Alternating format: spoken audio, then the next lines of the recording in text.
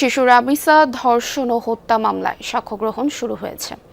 আসামি সোহেল রানা ও তার স্ত্রী স্বপ্না খাতুনকে আদালতে হাজির করা হয়েছে।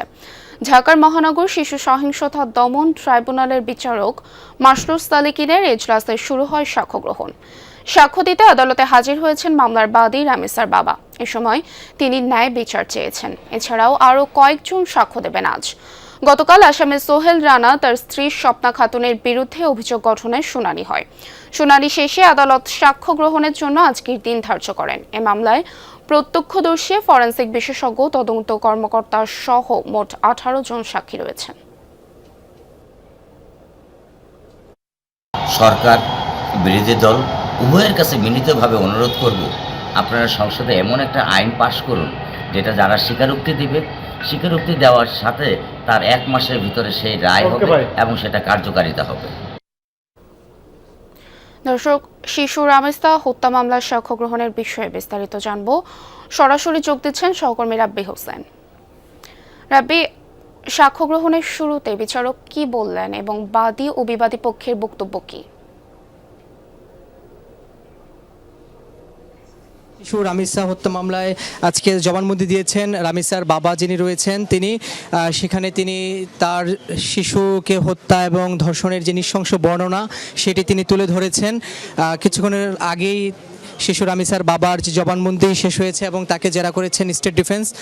আমরা পুরো বিষয়টা যদি বলি যে আদালতে যখন শিশু রামিসার সাক্ষ্যগ্রহণ শুরু হয়, প্রথমেই এই মামলার যিনি পাবলিক প্রসিকিউটর আজিজুর রহমান দুলু তিনি আদালতকে একটি বিষয়ে নজরে আনেন যে আসামি সোহেল রানা তিনি যে বিভিন্ন এই আদালতে আসার পথে এবং এজলাসে ওঠার পথে তিনি যেই নানা ধরনের বক্তব্য দিয়েছিলেন গতকাল এবং আজকে, সেটি যাতে কোনোভাবেই প্রচার না করা হয়, সেটি যাতে এই মামলার বিচারে বিলম্ব করতে এবং মামলাকে ভিন্ন খাতে প্রবাহিত করতে তিনি যে বক্তব্য দিচ্ছেন সেটি যাতে প্রচার না করা হয়। পাশাপাশি এই বিষয়ে একটি কঠোর নির্দেশনা দিয়েছেন আদালত পুলিশকে।